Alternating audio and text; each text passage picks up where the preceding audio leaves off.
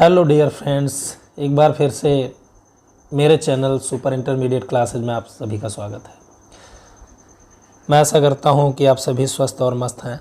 दोस्तों, स्क्रीन पर आप देख सकते हो 100% based on new syllabus 2023 of UPMSP, यानी ये आपका मॉडल पेपर है। ठीक है, यहाँ पर आप देख सकते हो बोर्ड एग्ज़ाम मॉडल पेपर 2023, ये 2023 का मॉडल पेपर है। यहाँ पे आप मार्क्स देख सकते हो, 100 मार्क्स का है ये पूरा, और सब्जेक्ट है इंग्लिश क्लास 12 का। इसमें टोटल जो टाइम है वो 3 घंटे 15 मिनट का है।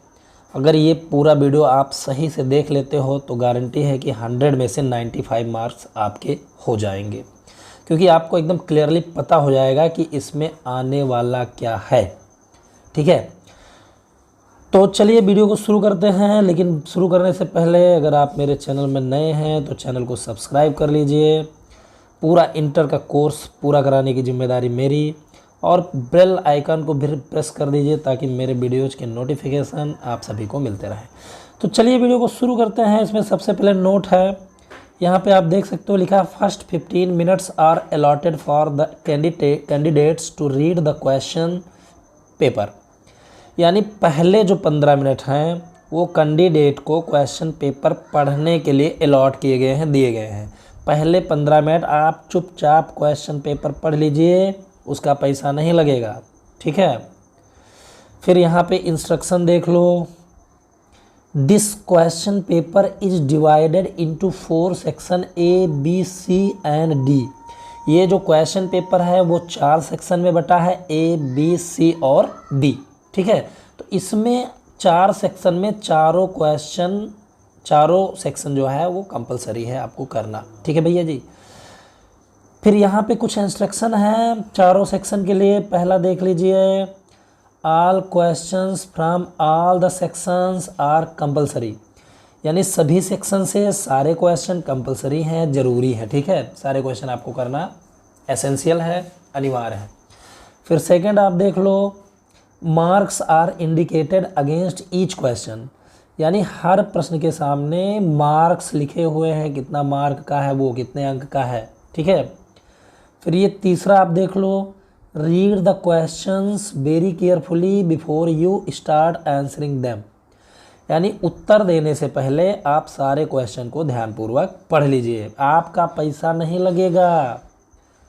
15 मिनट आपको दिया गया है क्वेश्चन पेपर पढ़ने के लिए। आप क्वेश्चन पेपर अच्छे ढंग से पढ़िए। ठीक है, उसके बाद आप उसका आंसर देना शुरू करिए। तो चलिए चलते हैं पहले क्वेश्चन पे, सेक्शन 1 से। सेक्शन 1 आप यहाँ देख रहे हो। पहला क्वेश्चन आपका रहेगा अनसीन पैसेज।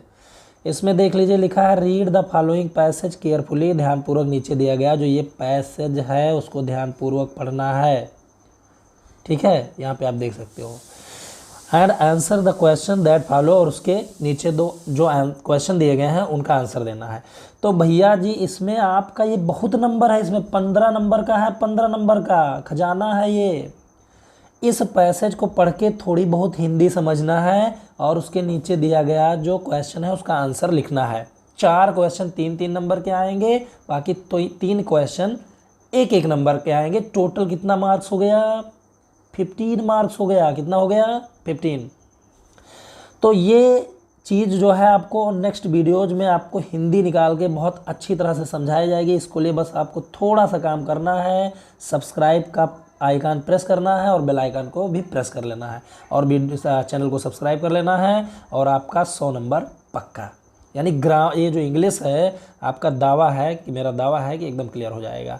तो इसमें दोस्तों इसके नीचे जो क्वेश्चन दिए गए हैं वो आपको उसका आंसर लिखना है। ठीक है, तो इसमें देखिए पहला क्वेश्चन है how is men's life measured, यानी मनुष्य का जीवन किस प्रकार आंका जाता है। तो इसमें आपको सारे इस जो पैसेज है इसमें आपको सारे आंसर मिल जाएंगे। तो ये चीज़ आपको वीडियोज़ में बताया जाएगा अगले वीडियोज़ में, लेकिन आपको बस चैनल को सब्सक्राइब कर लेना है। तो 3 नंबर का ये आपका हो गया। ठीक, व्हिच इज मोर वैल्यूएबल, कौन सा ज़्यादा कीमती है, शॉर्ट लाइफ एक छोटा जीवन अथवा लॉन्ग लाइफ अथवा बड़ा जीवन। मतलब ज़्यादा कीमती क्या है, एक संक्षिप्त जीवन, एक छोटा जीवन अथवा लॉन्ग लाइफ, इसमें आपको बताना है। तो ये आंसर आपको यहीं पे मिल जाएंगे। वीडियो को बस जो है अंत तक देखिए और चैनल को सब्सक्राइब करिए। ये चीज़ आपको अगले वीडियोज़ में मिलती रहेंगी। पूरा हिंदी समझाया जाएगा और उसको समझाया जाएगा। फिर तीसरा है सी नंबर, देखिए ये भी 3 नंबर का है, देख लो। What should man prefer to do in life, ये तीसरा सी है। मनुष्य को जीवन में क्या करना पसंद करना चाहिए। तीसरा है what should man prefer to do in life, यानी मनुष्य को जीवन में क्या करना चाहिए। ठीक है, तो ये इसका 9 नंबर ये हो गया। इसके बाद 3 क्वेश्चन और हैं, इसको मैं आपको बता रहा हूँ।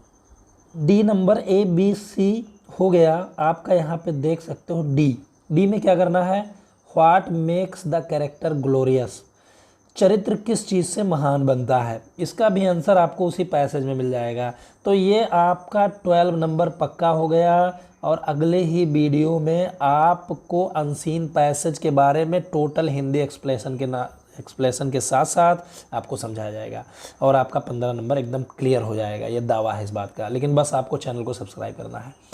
फिर ई नंबर में ही तीनों क्वेश्चन आपके इंक्लूडेड रहेंगे। ठीक है, इसमें देखिए 1 नंबर का है, ये बहुत छोटे क्वेश्चन रहेंगे।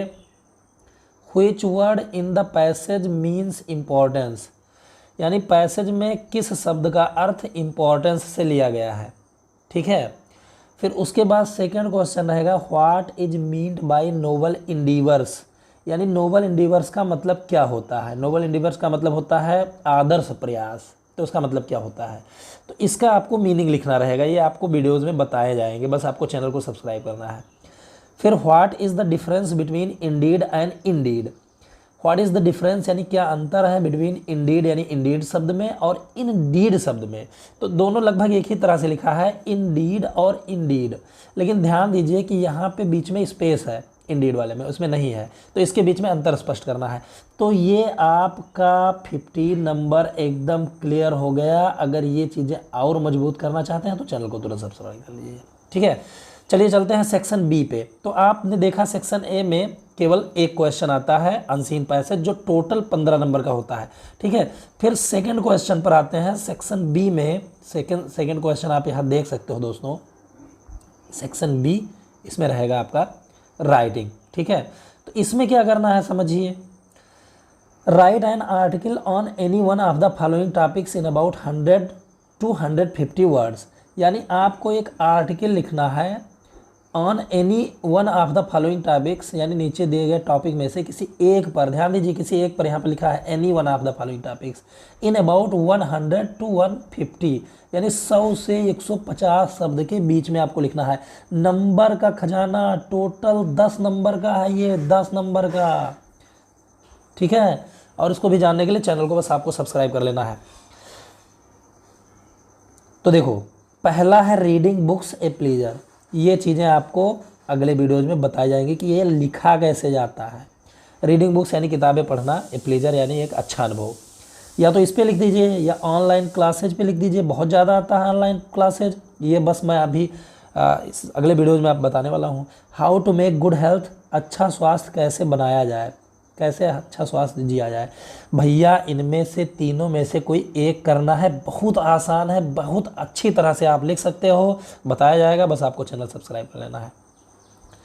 फिर सेक्शन बी में बढ़ते हैं तीसरे क्वेश्चन पे। तीसरा क्वेश्चन आप देख सकते हो, बहुत ही इजी चीज़ है। राइट ए लेटर, एक पत्र लिखिए टू द एडिटर यानी संपादक को, आप लोकल न्यूज़पेपर किसी स्थानीय न्यूज़पेपर के, अबाउट द क्लीनलीनेस यानी साफ़ सफाई के बारे में, आप योर सिटी विलेज यानी अपने शहर के या विलेज के।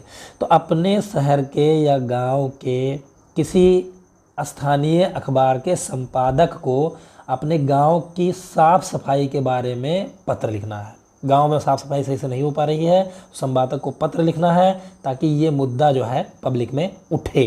बहुत ही ईजी है, लेकिन नंबर देखो भाई साहब, वाह 10 नंबर का है ये। तो 15 नंबर का वो हो गया अनसीन, 10 नंबर का ये आर्टिकल हो गया, 10 नंबर का ये हो गया, 35 नंबर वैसे ही हो गया फ्री का यार। हाँ, अब ये या तो आपको ये करना है और या तो यहाँ पे देखो और लगा है, या फिर ये करना है। दोनों इजी है, सबसे ज़्यादा इजी ये है, इसको मैं बताऊंगा, बस चैनल को आप सब्सक्राइब कर लो। Write a letter to the principal of your college, अपने कॉलेज के प्रिंसिपल को एक पत्र लिखना है। टू कंप्लेन अगेंस्ट, यानी शिकायत करते हुए।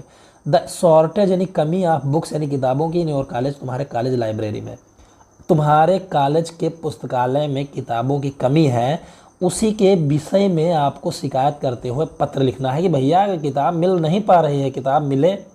ठीक है, तो ये मुझे लग रहा है कि आपको समझ में आ रहा होगा। ये सेक्शन बी में इतनी चीज़ें हैं, उसके बाद शुरू हो जाता है सेक्शन सी। ठीक है, सेक्शन सी में ग्रामर है, बहुत ही ईजी चीज़ें हैं, अच्छे ढंग से अगर आप पढ़ते रहे तो नंबर आपको क्लियरली मिलेगा ही मिलेगा। तो देखिए ग्रामर में सेक्शन सी में क्या करना है, बी में आपने देखा कि केवल लेटर है और आर्टिकल्स वगैरह है, एप्लीकेशन है। इसमें सी में क्या करना है, बहुत छोटे छोटे क्वेश्चन हैं, 5 × 2 10 नंबर्स के हैं, नंबर का खजाना है, छोटे छोटे, ये छोटे छोटे नंबर वाले बस 1-1 सेकंड में 10-10 सेकंड में काम होते चले जाते हैं। अच्छे से पढ़ो, काम बन जाए, नंबर मिल जाए। देखो यहाँ पे चलो समझते हैं, समय नहीं खर्च करते हैं। चूज द करेक्ट ऑप्शन, सही ऑप्शन चुनिए टू आंसर, उत्तर देने के लिए द फॉलोइंग क्वेश्चन, निम्नलिखित प्रश्नों के, निम्नलिखित प्रश्नों के उत्तर देने के लिए सही ऑप्शन चुनिए। बहुत इजी चीज़ है भैया। ए नंबर में देखो बस केवल ऑप्शनल है, टिक लगाना है। One who takes the bright side of a thing is called, कोई ऐसा व्यक्ति who takes the bright side यानी जो सही सकारात्मक चीज़ को चुनता है, आप ये थिंक किसी चीज़ की, इज कॉल्ड, उसे क्या कहा जाता है। मतलब कोई ऐसा व्यक्ति जो किस सकारात्मकता को चुनता है उसको क्या कहते हैं। तो कोई जो अच्छी चीज़ों को, सकारात्मक बातों को देखता है, चुनता है, उसको हम कहते हैं ऑप्टिमिस्ट। ऑप्टिमिस्ट मतलब होता है आशावादी। ठीक है, तो ये चीज़ आपका क्लियर हो गया, 2 नंबर। फिर बी नंबर पे चलिए, the phrase run down means, यानी ये वाक्यांश ये जो शब्द है रन डाउन, इसका मतलब क्या होता है। रन डाउन, तो रन डाउन का मैं आपको बता दूं, रन डाउन का मतलब होता है खराब स्वास्थ्य में होना, यानी स्वास्थ्य खराब होना। तो इसमें 4 ऑप्शन है, running from a hill top to the foot of a hill, running from the top floor to the ground floor of a building. यानी इसमें running from a hill top to the foot of a hill यानी किसी पर्वत से नीचे आना, और इसका लिखा है किसी ऊंचे बिल्डिंग में ऊंचे फ्लोर से नीचे फ्लोर पर आना। तो ये सब वैसे गलत है। इसमें to be in poor health यानी खराब स्वास्थ्य में होना, यानी आपका खराब स्वास्थ्य है, तो रन डाउन मतलब खराब स्वास्थ्य ही होता है। तो यहाँ पे ये चीज़ क्लियर हो गई, यानी ये सही है, to be in poor health. तो ऐसे ऐसे 2-2 नंबर के हैं। अभी दूसरे पेज में चलते हैं, समझते हैं। लेकिन ये चीज़ें विस्तार से जानने के लिए बस आपको एक काम करना पड़ेगा, उंगली को दर्द देना पड़ेगा। मेरा मतलब है आप चैनल को सब्सक्राइब करिए, एक एक चीज़ आपको सही से मिल जाएगी, एकदम क्लियर बात है। तो चलिए चलते हैं अगले पेज में। तो दोस्तों सी नंबर पे आते हैं। भाई मज़ा आ जाएगा ऐसे क्वेश्चन अगर आ गए तो, बहुत ईजी है, बस आपको चैनल को सब्सक्राइब करना है। इसमें है सी नंबर में, देखिए the synonyms of Frank is, यानी यहाँ पे सिनोनिम्स यानी पर्यायवाची बताना है, पर्यायवाची। तो फ्रैंक का सिनोनिम क्या होता है, फ्रैंक का मतलब होता है खुले स्पष्ट बातों वाला, जो सही से बोलता है, एकदम स्पष्ट बात करता है। तो फुलिश मतलब मूर्ख होता है, सेमलेस मतलब जिसमें शर्म होती है। तो यहाँ देखिए वाइड स्पोकन लिखा है, वाइड स्पोकन मतलब बहुत स्पष्ट साफ तौर से बोलने वाला। तो फ्रैंक का जो पर्यायवाची है ये वाइड स्पोकन हो जाएगा, इसको टिक कर दीजिए, नंबर आपका।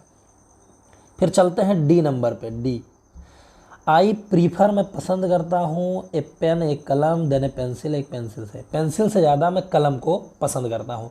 इसमें आपको करना क्या है, which word in this sentence is an error, यानी इस वाक्य में कौन से शब्द में गलती है, यानी सेंटाक्स आपको जानना है। सेंटाक्स पढ़ने के लिए चैनल को सब्सक्राइब करिए, बहुत ही जल्दी सेंटाक्स आपको चैनल में देखने को मिलेगा।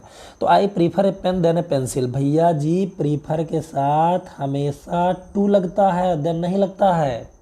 ठीक है, तो गलती कहाँ है, देखो प्रीफर पेन देन पेंसिल, तो यहाँ देन में गलती है, क्योंकि देन के स्थान पर आपको टू लिखना है।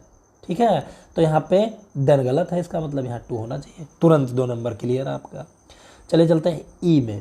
यहाँ पे आपको एंटोनिम ऑफ नॉलेज यानी ज्ञान का, नॉलेज मतलब ज्ञान होता है।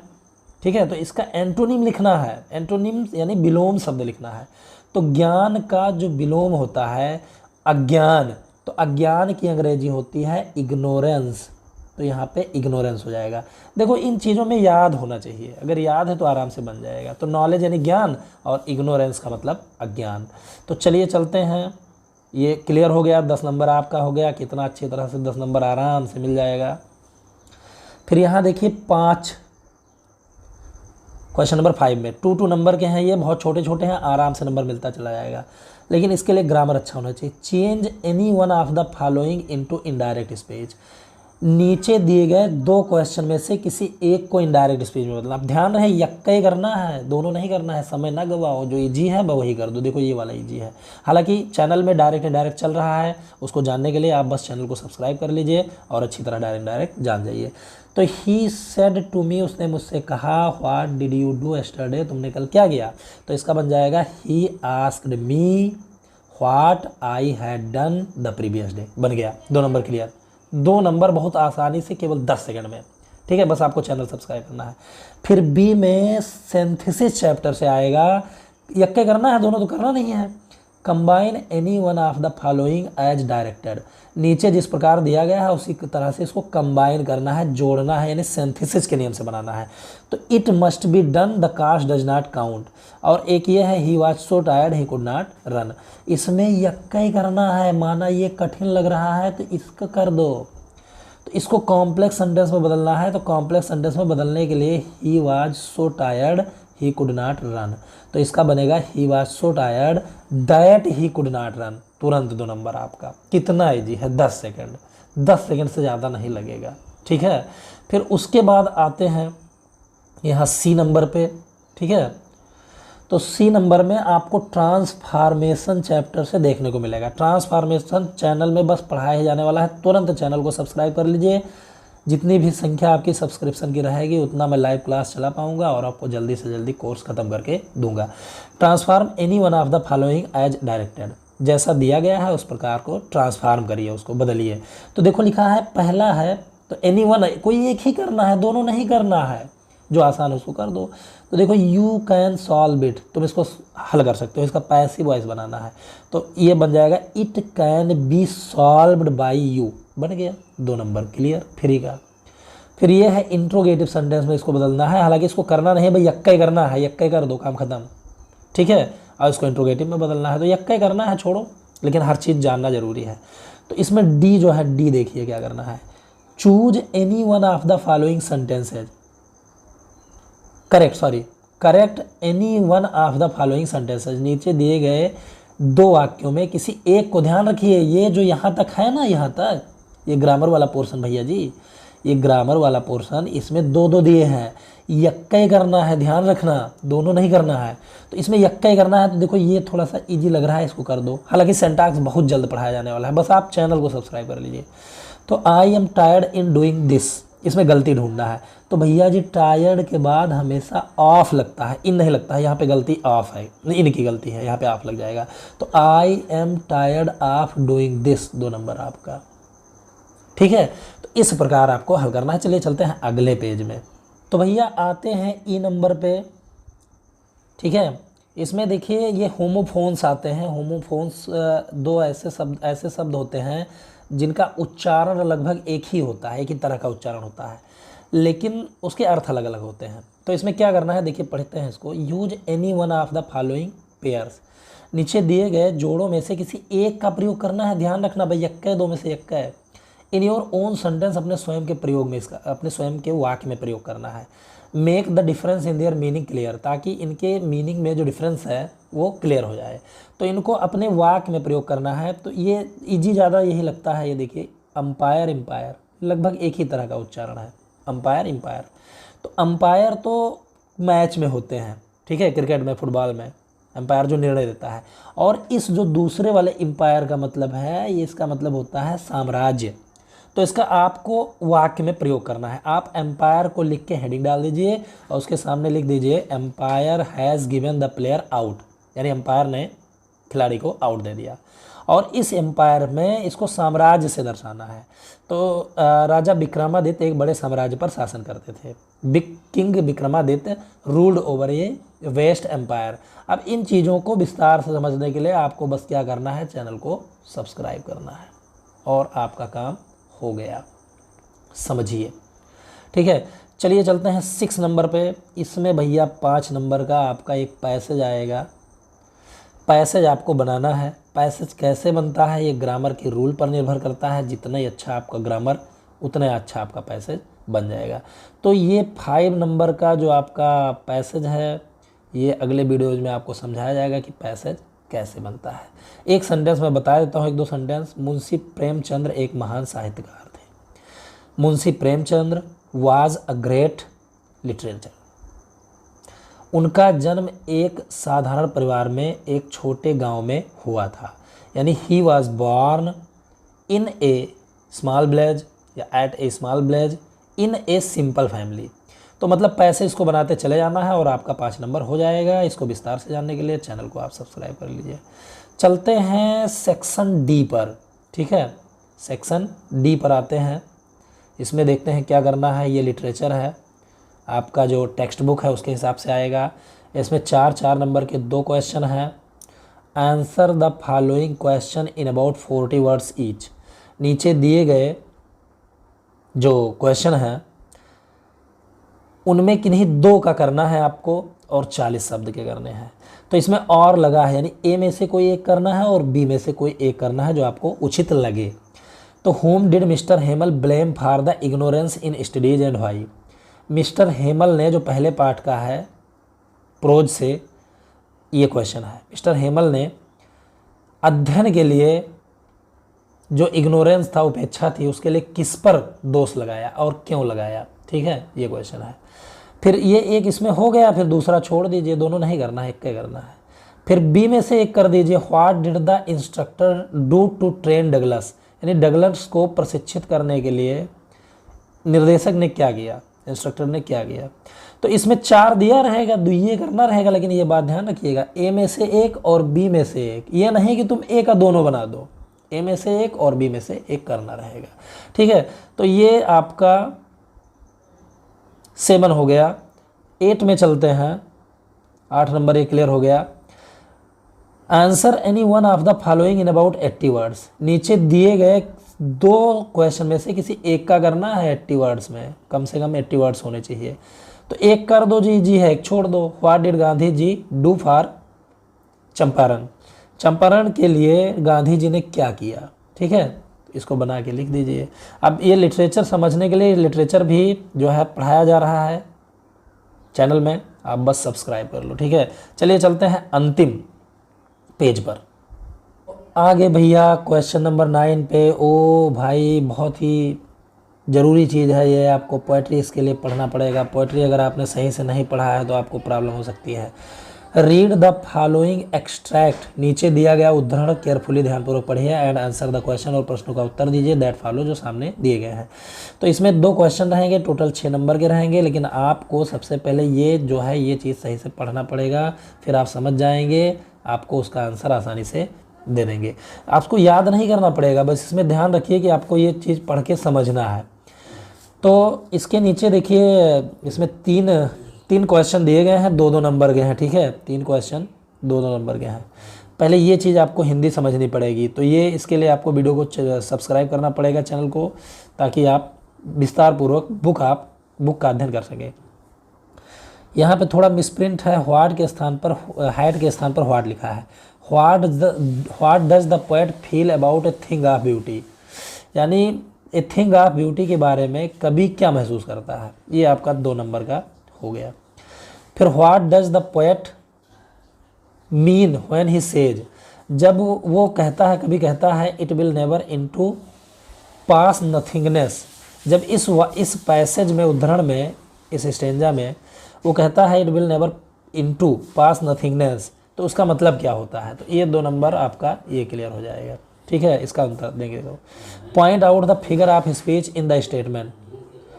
इस स्टेटमेंट में जो नीचे दिया गया वाक्य है, इसमें आपको फिगर ऑफ स्पीच बताना है।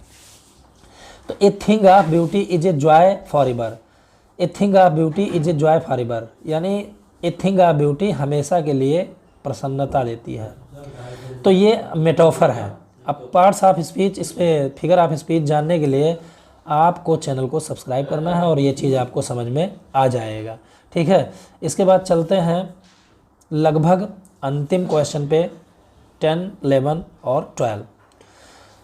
तो इसमें आपको क्या क्या करना है, right the central idea of any one of the following poems. नीचे दिए गए जो कविताएं हैं 3, उनमें से किसी एक का सेंट्रल आइडिया लिखना है। My mother at 66, keeping quiet, aunt Jennifer's tigers. इसमें से किसी एक का करना है, सबका नहीं करना है, किसी एक का करना है और आपका ये 4 नंबर क्लियर हो जाएगा। फिर उसके में आपको 11 नंबर करना है, answer the following question in about 40 words each. ये आपका सप्लीमेंट्री से आएगा, 4-4 नंबर का है।